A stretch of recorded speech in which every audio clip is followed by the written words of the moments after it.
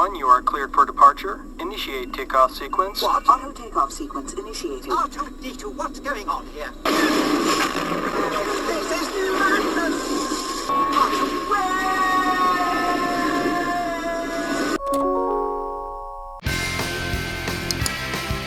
It's morphin' time!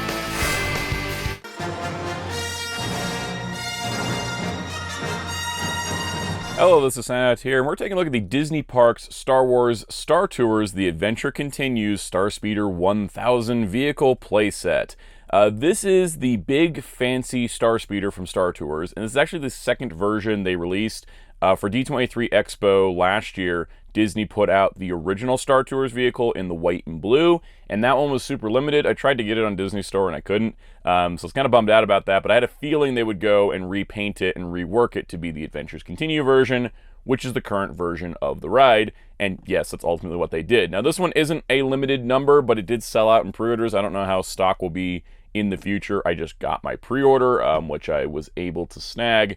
This is definitely a really cool piece as well. So we're going to go through all the details of this. We're going to go into all the depth. I don't normally review Star Wars toys. If you look at the channel, you're like, wow, he's doing a Star Wars video. I just really love Star Tours, and I love Star Wars, but Star Tours in particular is something I really love, and I thought it'd be kind of cool to do a video on this since I'm a toy guy, and it's kind of theme park merchandise, but this is theme park merchandise through the lens of a toy guy. Thought it'd be really fun. So yeah, if you enjoy this, be sure to hit the like button, hit subscribe and the notification bell, and check out some other videos on the channel. Let's take a look at the Starspeeder. So the box itself, I love the artwork. It's got a nice shot of the Starspeeder itself in hyperspace, which is really cool.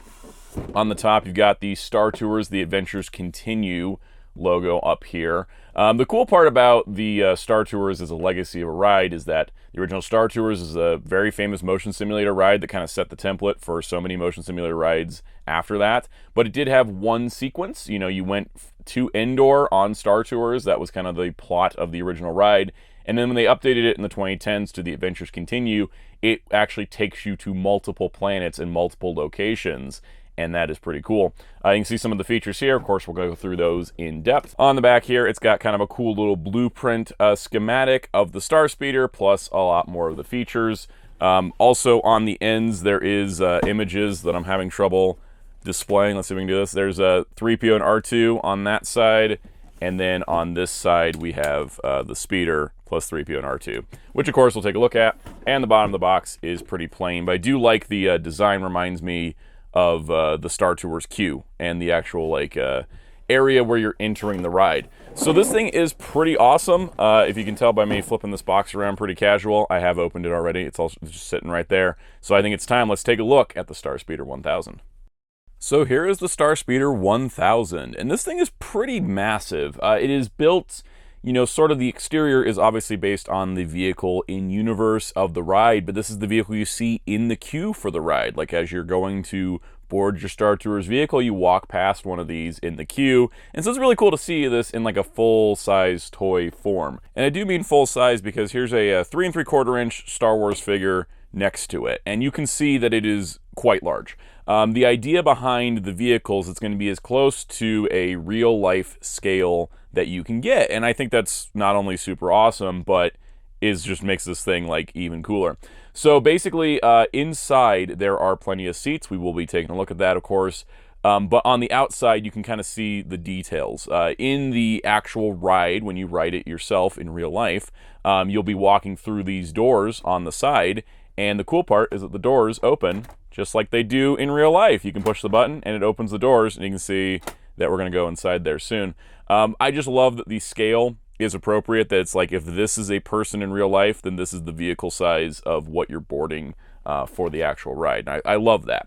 So let's go over some of the details of this on the X side before we get to the electronic part. Like, let's just go with the physical details. So first things first, obviously we have R2-D2 here. So he is actually a separate figure, which is nice. I thought he might have been just like a head, you know, a little head droid like we've seen on some vehicles. But he is the Build-A-Droid Droid Factory style mold, which is very reminiscent of Hasbro's like Build-A-Droid mold. But it is the ones that they, you can build your own droids at the parks sometimes. You can see that they do these like special ones, like this cool zombie guy. It's the same mold as that. It's the same astromech mold. And this officially like isn't made by anybody but Disney, so it kind of goes alongside that. But yeah, it's a nice little astromech of R2. You can pull the third leg out. Cool part is you can leave the third leg in, which it just, there we go. The third leg can stay in, and it actually rests right there. And so you can turn his head, all kinds of good things. You can put a different astromech in there if you wanted the zombie or something driving it. You totally could. But that is the astromech slot, which is pretty nice. Down here, there's a couple cool details. You've got Starspeeder 1000. You've got some airbrush saying pretty much the same thing, I'm guessing. Opening this door, you'll see this little, this door pops off easy. You got an extra little droid here. I forget this guy's exact purpose, but he's like a little camera droid, little scout droid, which is really cool. I like that he's a separate piece, but you can just kind of plug him on to his little pedestal there. And then you got the door. Like I said, the door pops off kind of easy, which is not bad. I'd rather it pop off easy than be breakable. And then there's also a panel here, which if you get the right grip on it, and it was kind of stuck on mine because the paint wasn't quite dry when they finished this. You can see you got a diagnostic panel there as well. You can see where the paint wasn't quite dry when they applied it, so it was kind of stuck on mine, but they do have a little breakaway feature. Now, this isn't the first time they've done a Starspeeder. They've done smaller versions. There's been other toy versions that hold 3 3/4 inch figures, but none to this size and scale. And I think that's kind of like one of the coolest features is just how gigantic it is. It does feel as close to a real Star Tours size of the ride vehicle that you could. We have seen Star Tours vehicles in canon many times. One of the times I think that was one of my favorite ones was when the Rebels Ghost Crew hijacked a Star Tours transport, and that was, it looked like a little bit bigger on the inside in canon, but this is definitely based on the theme park ride, which is what, the Starspeeder was designed for. You can see on the back here we've got the thruster detail. Now the cool part too is that it does have, you can see up the front here we've got a front windscreen, a little bit of a dust magnet, you got the Star Tours logo. You can see these cannons here. The cannons do have a feature where they flip forward when you press a button. On mine, the first time I pressed, I think it's supposed to be this button, I pushed this button and it didn't move and it was kind of stuck, and I tried, basically, I tried moving it myself, and I moved it myself and they don't close back up. I did the scary thing of opening it up, and basically there is a small tab that is like pushing this way, and so when you push this button down, it releases the tab and flips the cannons forward, and then you're supposed to be able to just close it back up. I don't think it's a super well-designed system, and if you get one of these, I would say don't be flipping it back and forth too much, because it doesn't seem like it's that well-designed. There's a lot of spring-loaded tension in it. For me, I'm not going to try to fix it because I don't really think there's a good fix for it, and I can just have the cannons out. Not a big deal for me, but something to keep aware of, because that is the only part on this that felt particularly fragile. As you can see, it did kind of bust on mine. I would be aware of it, but I wouldn't worry about it too much. It's just, and also the plastic looks strained, so it may just be me. I do like the Starspeeder 1000 on the front. So yeah, we've looked at the exterior. The cool part too is that this thing is electronic, like I mentioned. And so let's talk about that, because we need to look at the bottom of the Starspeeder. Okay, so yeah, that'll work. So there is 2 different ways to power the Starspeeder. So if we go all the way to the top, all the way up here, you can see we have a battery compartment. So you can do 6 AA batteries, but alternatively, if you don't want to use your batteries, there is a USB-C slot down here. Now, it does come with a cord. We'll hook that up in a moment. That's what I'm going to be using. With the batteries, it has a natural timeout feature. Like if it's on for a certain amount of time and you're not pressing anything, it will turn itself off. When it's plugged into power, it's just going to stay powered on. So just depends on how you want to do your displays. This personally is my preferred method, just because it doesn't go through batteries as much. In case you're wondering about the copyright stuff, there's your copyright information. All right, so one other thing I will talk about is these 4 little spots here. So the D23 Starspeeder 3000, based on the original Star Tours, that came with a display stand to have it in flight, which is cool. This version does not, so that's exclusive to the other version. But since this is the same mold, it does have the stand clip. So if you have the Starspeeder 3000 and you want to put the 1000 on the stand, you totally can, which I think is nice. Now, it does have a landing gear system, just like you would see in the videos. So you slide these locks open, you can extend landing gear out and then slide the locks closed. I find the front landing gear just have to get pulled a little bit to get the lock through, but once you do, those aren't going to go anywhere. And then same thing for the lower landing gear. And I recommend doing this if you're going to be running the USB-C power cord, because basically if it's in the flat position, that cord is going to kind of bend a little bit, but with it up like this, the cord has a little bit more slack. Nice part too is that they did paint on the inside here. You can see there's some metallic paint used for the struts, which I think is super awesome. But this will give it a little bit more balance as we go to look at the inside. So you can see raises it up just a little bit. I'm going to put R2 back in his little slot here. So before we get into the interior, the cool part about this is that on the roof, there's a special storage slot. So you slide this part forward and there's room. Now, it doesn't actually tell you in the instructions what to put in here, but I found that it's perfectly sized for the USB-C cable that it comes with. And I think that's a good storage method to just kind of have that up on the roof, nice, easy to access. Really cool. You could stick other things in there if you had other droids or something you want to throw in there. You totally could. But I'm going to get this thing wired up. I showed you where the port was. It doesn't come with like a USB. It's a USB to USB-C cable. If you have a USB-C cable, that's 2 directions, whatever it is. As long as it's USB-C, it'll power it. I'm glad it comes with its own cord. It does not come with its own AC power adapter, but I have plenty of those. So I'm going to get this thing rigged up so we can see the lights and sounds. All right, so I've got this thing plugged in. Whether you have the batteries on or the cord, the on-off switch is right here. You can kind of barely see it because of the shadow, but you can see the on-off switch is right here. It's hidden in this little panel. So we'll turn it on, and then once you turn it on, to know how it's on without just pushing buttons randomly, is the front headlights will light up. So when you know the light display is on is when the headlights are on, so it's got that nice display there. That way you know everything's on. Pushing this button will open the cannons, and then pushing it again will allow the cannons to fire.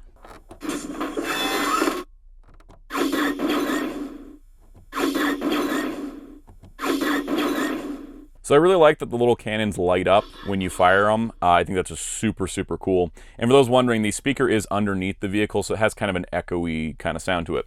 Now, the other cool part is that this button, it will fire the side cannons, which we see the side cannons and the front cannons in the ride itself. So it's just really cool that they have these in here. But the left one will do the side cannons, and it does light up both sides.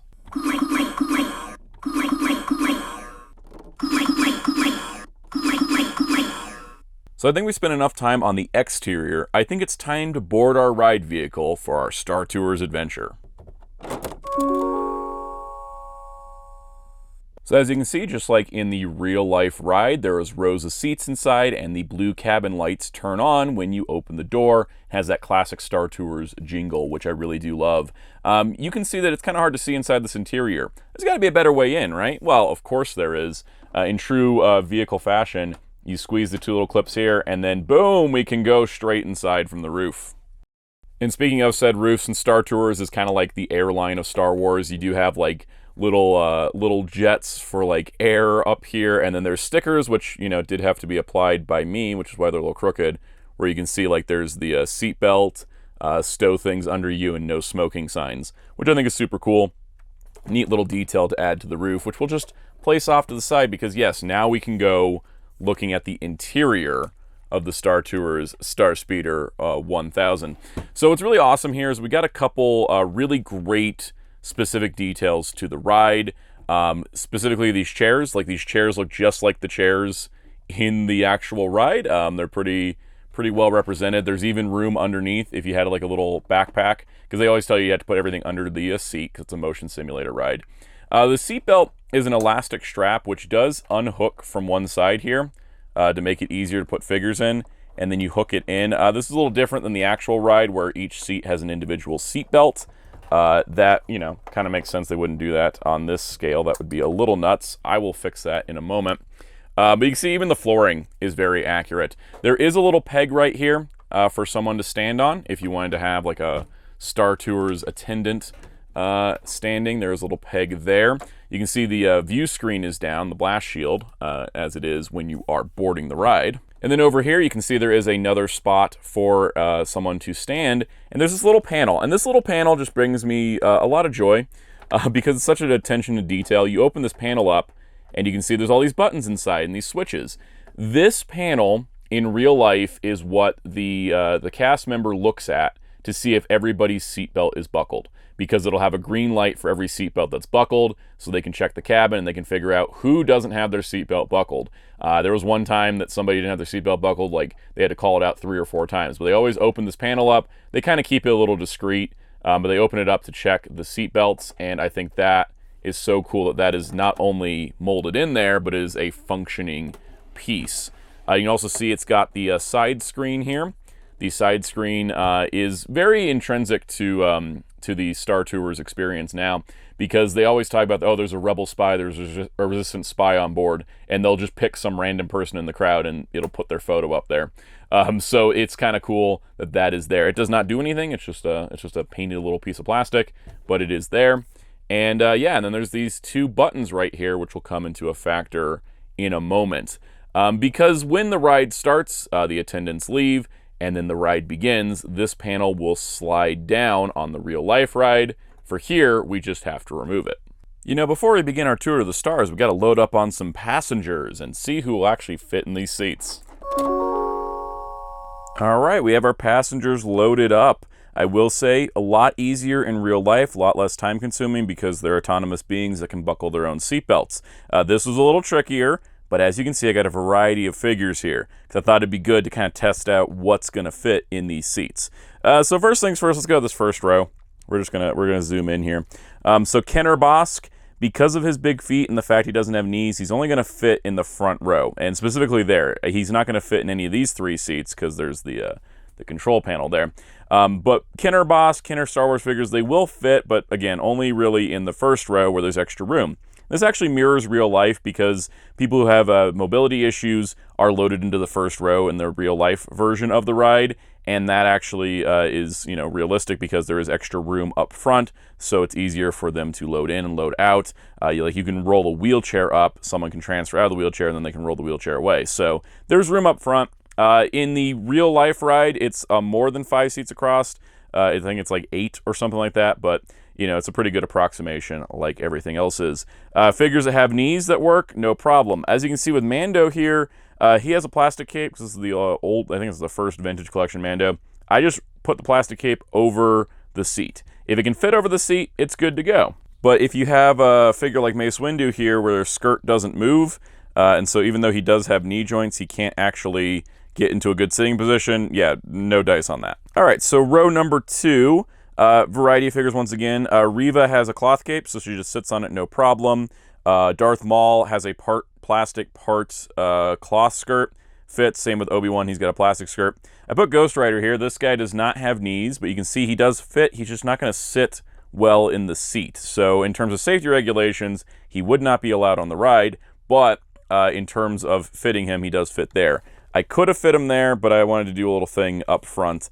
But yeah, if it doesn't have knees, not going to fit super well. All right, so here we have the Indy family. These are the retro collections. Indy has a bit of a wide sitting pose, because that was the original design to have him fit on a horse. Sala's also a little bit wide. Short Round's very wide. And Marion also has V hips. And good old Henry Sr. here has wider hips as well. But they all fit, because the seats are actually fairly spacious. Short Round just kind of gets away with doing this just because of the order I put them in, so you got to have some forethought. This row here is just craziness. So we've got a Marvel Universe Silver Surfer. He fits. Action Master Soundwave. Yeah, the Action Masters from Transformers, like the first non-transforming Transformers figures, they're 3 3/4 inch, and I thought, let me try to fit Soundwave in there. I thought for sure he'd be too big. Fits like a gem, especially because he's got really good knees. Hia Toys Captain Kirk totally fits. You can see Marvel Universe Cyclops having a little bit of a leg issue because his legs are really long due to the double joint knees. So I was trying to fit him in there better, but that's just kind of how it went. DC Universe Infinite Heroes Mr. Terrific totally fits fine. And then the back row here, we got some O-ring style G.I. Joes. Not a problem with any of them. They fit all good. Now, in terms of the seat belts, what I ended up doing was I didn't detach the seat belts from either side. I just slipped the figures underneath, because I detached the seat belt here and I thought that would be easier to line them up and then put the seat belt. No, absolutely not. Once, maybe it's also because my fingers are kind of big. Really had trouble getting the clasp on there. Now, another thing to keep in mind is that you also got to make sure you don't put too many large figures in there. Like if there was 5 Bosks, the seatbelt would not hold them all. especially because I have the seatbelt tucked underneath the armrests on all of these to hold them in place. But yeah, like as is, nobody's going anywhere. Like they're pretty secure, so that is pretty awesome. The seatbelt system does work, just be a little tricky to work with, but once you get it in, they're not going anywhere. So I decided for the role of seatbelt checker would be Hondo Onaka, because he's not going to fit. And basically anybody that has a long trench coat or too long of a blaster holster isn't going to fit. But Hondo checked all the seatbelts. Seatbelts are secure, so he can leave and we can start the Star Tours adventure. Alright, so just like in the real-life ride, there is a blast shield protecting you from viewing the view screen as well as the pilot. Because story-wise, the pilot is supposed to be an RX series droid. That's how it was in the original Star Tours ride. There was a R3X, the classic droid pilot. But when it comes to the actual ride itself, part of the story is that C-3PO is on board running diagnostics, and the ship accidentally gets cleared for launch while the pilot is away.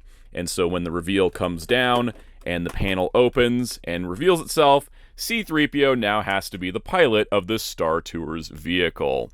So what I love about this is that we have the view screen here, which once you see it, it's kind of amazing, blows my mind. But we also still have like a little bit of controls on the side. There is like some extra detail there. And then we got C-3PO in his chair, and C-3PO does come out.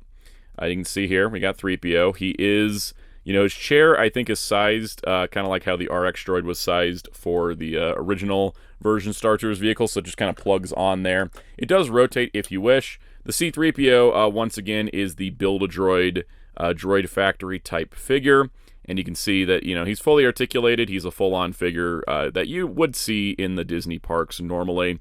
The cool part, too, is they did design it, so once again, he fits in the chair.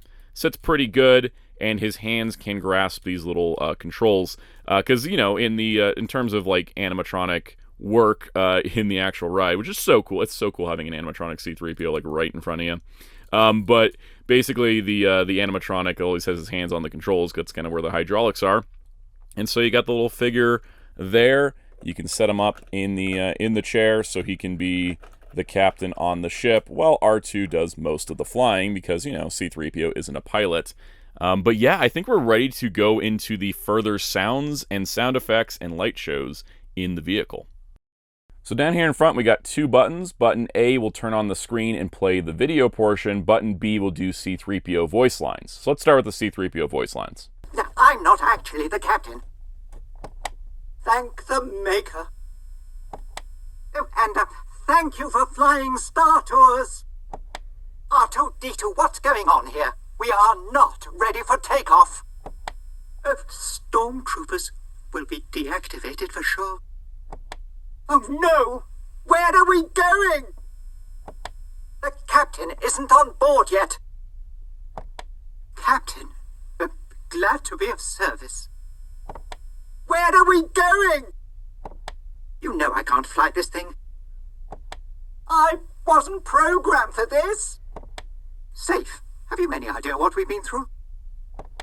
This is madness! They're not going the wrong way! We are, you nitwit! No one on this transport could possibly be a spy. Oh dear. Hang on, everyone! Well, we're all in the Rebel Alliance now, so may the Force be with us. Shields up, R2! R2, don't you dare make the jump to light speed! So that's pretty fun to have the isolated C-3PO audio. Now, the original version of Star Tours was programmed into the Starspeeder 3000, the one that was released at D23, and it played the one video loop of the original Star Tours movie, which is pretty cool. I rode the original Star Tours in Disney World back in 2002, and it was really, really cool. That's part of the reason I love the ride so much, is because I rode it as a kid, and it just blew my mind. It was like living out Star Wars. It was amazing. But Adventures Continue, when they updated it, has multiple scenes, multiple planets, multiple messages from allies, multiple different options. So they did replicate that feature here, as there are multiple paths that the ride takes. It's not just one single video playthrough. So what we're going to do, of course, is show you all the variations that are in the toy, and that will be super cool. Now, the beginning startup audio is the same on all of them. I'm going to be cutting to where we are leaving the hangar. On the future versions, we're only going to play through that first part once, but it always plays when you start it up. So let's begin our Star Tours adventure. Star Tours 1401, you are cleared for departure. Initiate takeoff sequence. What? Auto takeoff sequence initiated. R2-D2, what's going on here? We are not ready for takeoff. The captain isn't on board yet. You know I can't fly this thing. No, neither can you. We need a proper pilot. Attention. All transports hold for security clearance. Stormtroopers will be deactivated for sure. Hold it right there, Captain. I'm not actually the captain. We're looking for this rebel spy. Have you seen them? No one on this transport could possibly be a spy. This is the speeder we're looking for. Blast them! Heels up, R2!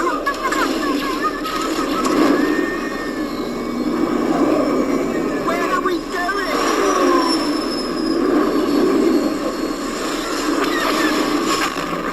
This is madness!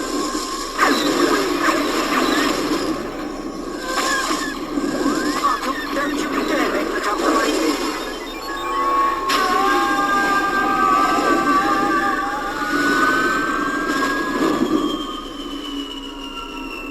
Now what? A pod race! I've always wanted to do this. Hang on, everyone!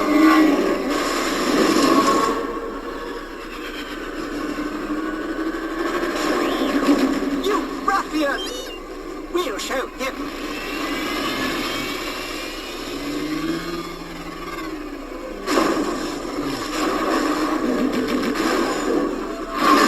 Smack the pod racer, which gives us twice the power.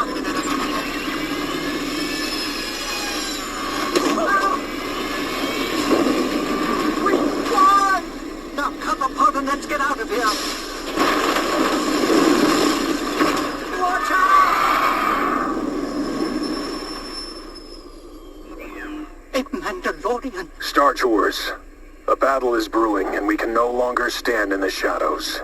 We need your help. Normally, I would gladly be of service, but Head to the coordinates I am transmitting to you. This mission is dangerous. Be strong and courageous. This is the way. Spit that out.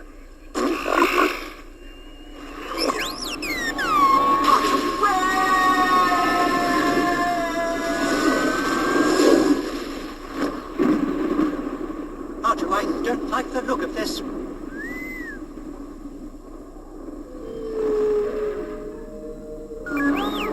Yes, I do believe these are Purgle. Purgle are the legendary space whales. Quite extraordinary. And so serene. Oh Star Tours. It's 2 against 1 here. Could use some help. no! No winning ever end!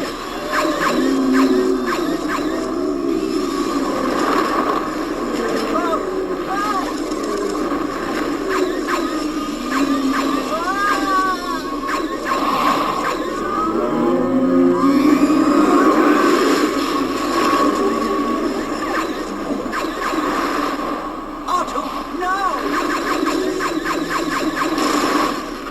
We did it! Nicely done, Star Tours. Appreciate the help.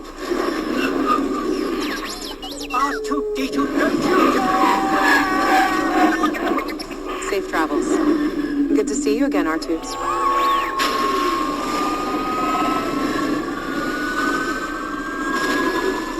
SD-1401, welcome back. We will be landing shortly.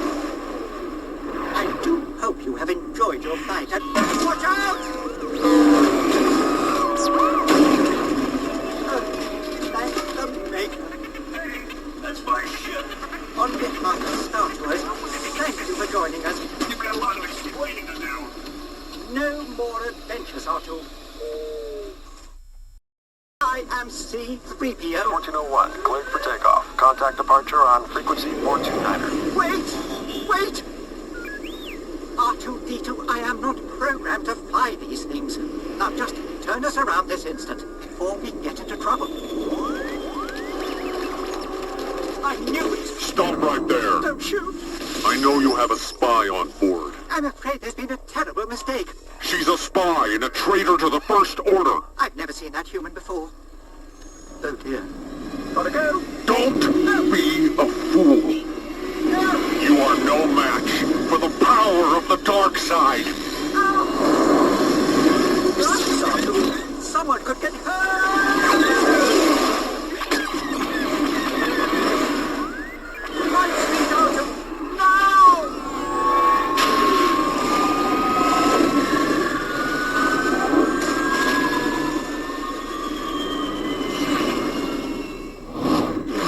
Oh, look out! Arthur, fix those engines immediately! You know I can't swim. And neither can you!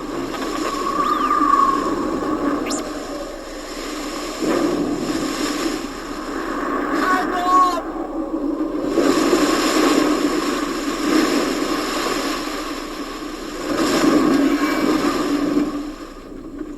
What a ghastly place! Go away, beastly thing! Go away!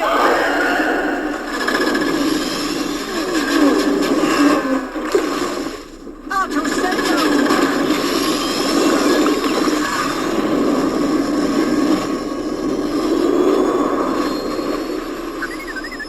A transmission? BB-8, what are you doing here? Mission? What mission? He says he has vital information to deliver and needs our help. Well, we're not going on any mission. It's bound to be dangerous. Artu, we're not going. Good luck. Wait! Where are we going?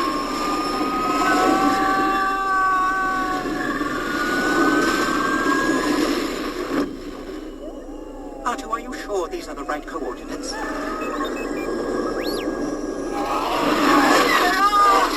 on, everyone! I wasn't programmed for this! Watch out!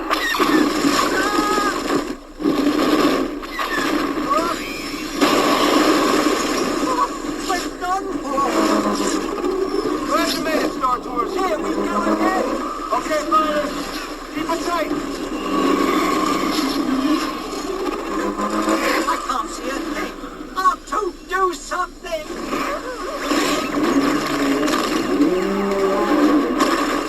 Star Tours, you shouldn't have come. I heartily concur. Execute them. We're in this instant! Artu, where are you going?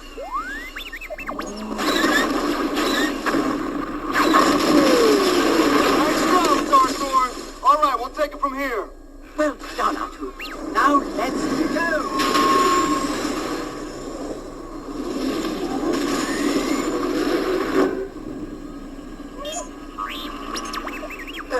We'll be safe here on Batu. I hope.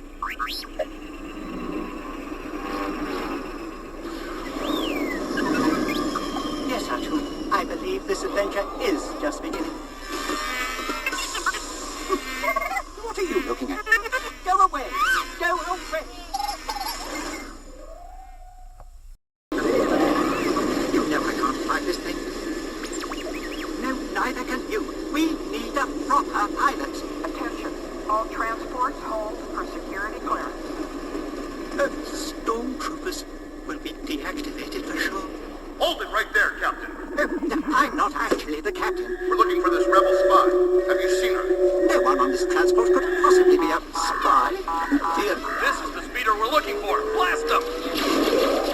shields are part two.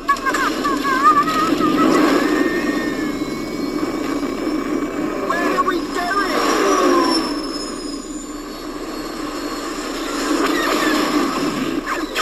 This is madness.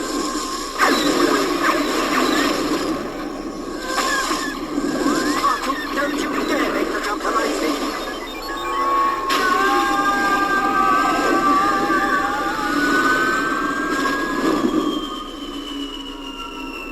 Now what? A pod race! I've always wanted to do this. Hang on, everyone!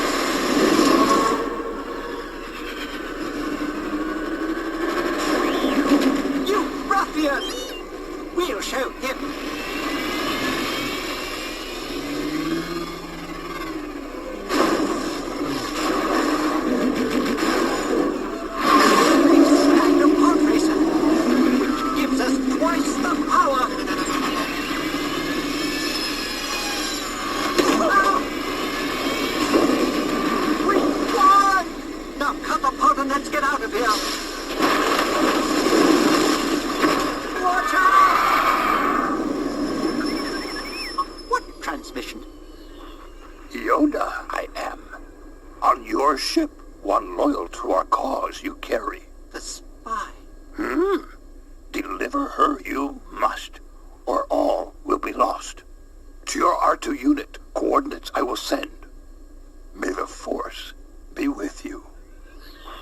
I'm afraid we've all just joined the Rebel Alliance. Oh, where are we going? Oh! Shields up, R2!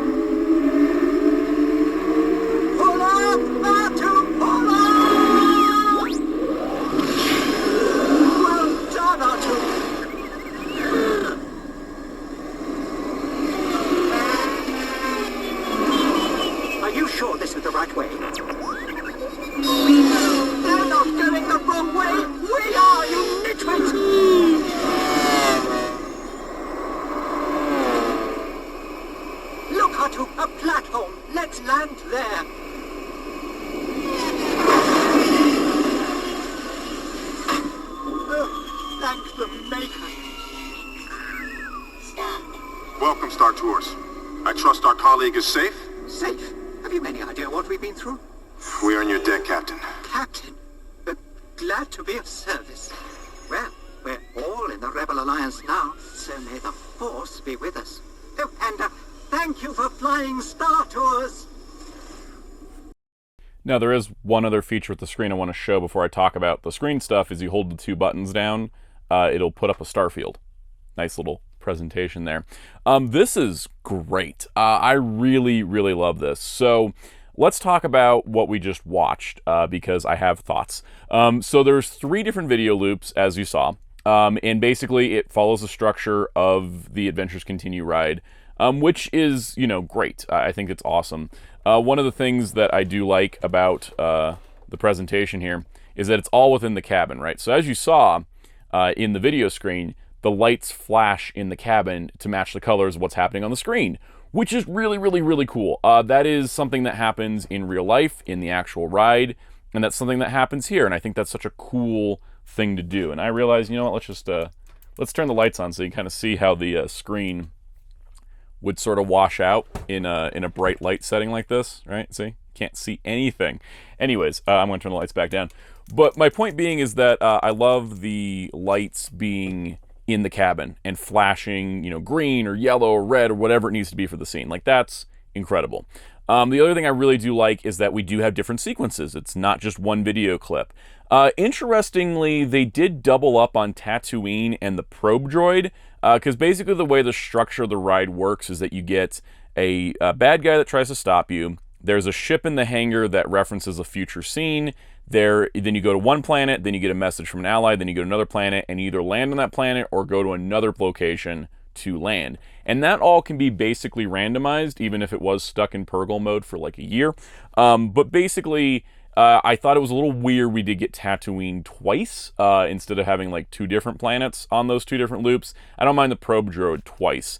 There is another, basically one of the other intros was Darth Vader would show up to stop you instead of Kylo Ren or the probe droid. And I'm not exactly sure why it wasn't just Darth Vader, Kylo Ren, probe droid instead of probe droid, Kylo Ren. That I don't know, because there definitely is some licensing restrictions going on. Because the messages we got were BB-8, Yoda, and Mando and Grogu.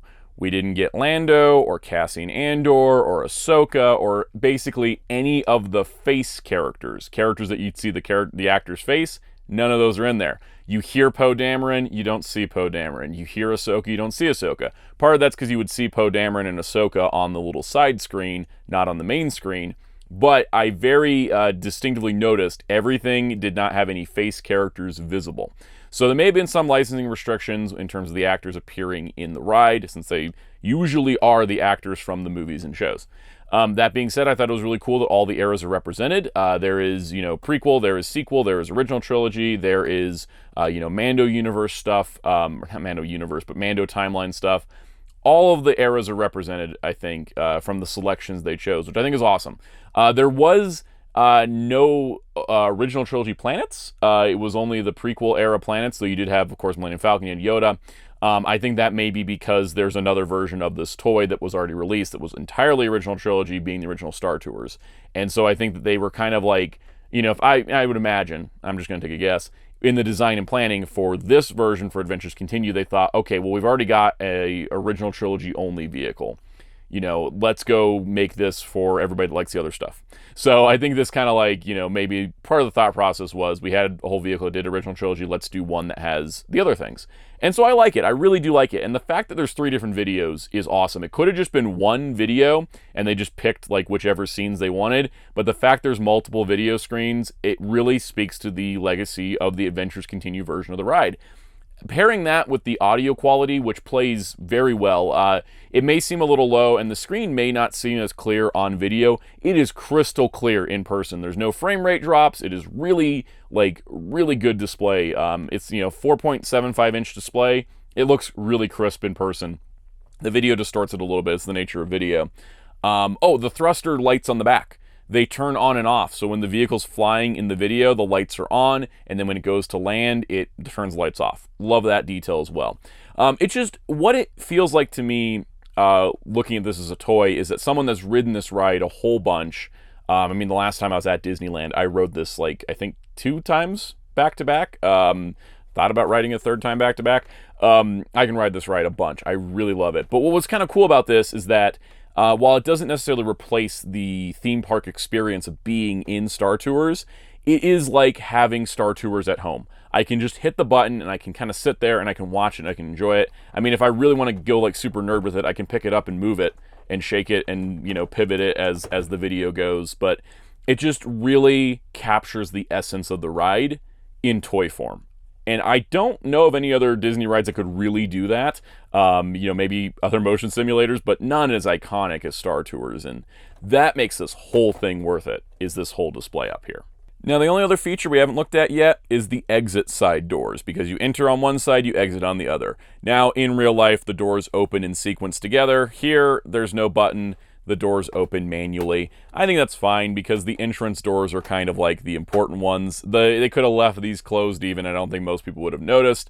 I appreciate that they do open, and they open to the exit side of the vehicle, which is really, really cool. And you can open the other side here, and you can have your doors, because, they open all the doors when they go to exit, so that way they can get people out, get the next group in. Really do love that. I don't mind these doors being manual because I don't think I would open them as much anyways, but I like that they're openable. I think it's just super awesome. Watch out, he's going handheld. I'm going to keep it steady. I don't have a lot of 3 3/4 inch vehicles, but I do have the Rise of the Resistance, Escape Pod, and Transport Vehicle because, yes, I have a type. It's called Star Wars vehicles that are ride vehicles. This is the Rise of the Resistance one from Galaxy's Edge, which is only a 4-seater instead of an 8-seater. But, it's like this little vehicle rolls around, and then it goes inside the escape pod from the end of the ride, where you do escape, and it has lights and sounds and stuff. Anyways, that I thought was a pretty big vehicle for a theme park toy. Obviously, the Starspeeder is a lot bigger, because, it holds 25, not just 4, and technically 27 if you include 3PO and R2. So, yeah, big vehicle in comparison. I guess we'll do a top-down view. You can kind of see how big it is in comparison. Though this thing is pretty large, actually. So just pretty wide. And then just for fun, here's a couple little die-cast ones. There was a 1/64th scale die-cast I picked up so long ago that this was only $7 at a Disney park. And that was a little high for a tiny die-cast vehicle, but now they'd probably charge you like $15. I don't know. And then this one I picked up a few years ago, which was the bigger die-cast series. They have a bunch of these. They have like X-Wings and stuff. This one's the Star Tours one. Interestingly with this one, this was like, bigger, more detailed. There's no R2. There's no R2 on the top here, even though there should be R2, right? He's supposed to sit right there. The tiny die-cast one had that, and I thought it was odd that they did not put R2 there. They did put a little panel up for the little dude inside the little drone dude that's in there. That's, in there. If we lift the little panel, you can see, yeah, he made it into the bigger diecast, but R2 didn't. How strange. But yeah, what a way to have come with the Star Tours vehicle. This is my first Star Tours merchandise I ever got. Now we're here. Isn't it amazing? So here's the big question. Is it worth the money? I would say, in terms of taking into the context of it as a Star Wars item exclusive to theme parks, made by Disney, based on a ride that has a lot of cool features, is $350 a good price for this? I would say yes. Is it worth $350 is going to be a question to the individual. Because for me, I love Star Tours. I have such a deep admiration for this ride. And I also I did want to get the original Starspeeder 3000 version, but I am really happy with this one. On a personal basis, you know, I rode the original Star Tours one time. This one I've ridden a lot more, so kind of more fun. And I do like the multiple video segments. I think that actually kind of adds to it. I also do like the color scheme more. I am kind of more fond of the red and white. It has a kind of a luxury liner sort of look to it, while still being kind of like a, you know, average transport ship. The point being, for me, for my love of the ride, for, you know, when this came out in my life and current financial situation, totally. Yeah, totally worth it. It's going to depend on the individual. If you've never ridden the ride before, it's probably not going to hit the same. If you're just a Star Wars collector that's like, oh, that's a big vehicle, you know, depends. Is it a vehicle you care about? Is it something you care about is the big question. Also, do you have figures to fill it? Because, yeah, you don't need to have a bunch of figures, right? But it is kind of fun to just open the top and see like Sala and Soundwave like riding Star Tours. That's a thing that, you know, I really appreciate. So it depends. But I think as a package, you know, is it worth the money they're charging? I would say yes. Again, in the context of theme park toys and Disney and Star Wars, because theme park toys, Disney, and Star Wars are always going to be a little bit more expensive than they probably should be. Like if this was like the DC Batman Starliner and it was exclusive to Six Flags, it would be cheaper immediately because they don't upcharge those specific brands that much. But in terms of the context of theme park toys, of which I bought a lot of Star Wars theme park toys too, I think it's totally worth it. Again, depends on the individual at the end of the day. So that does it for my review of the Disney Parks Star Tours The Adventures Continue Starspeeder 1000.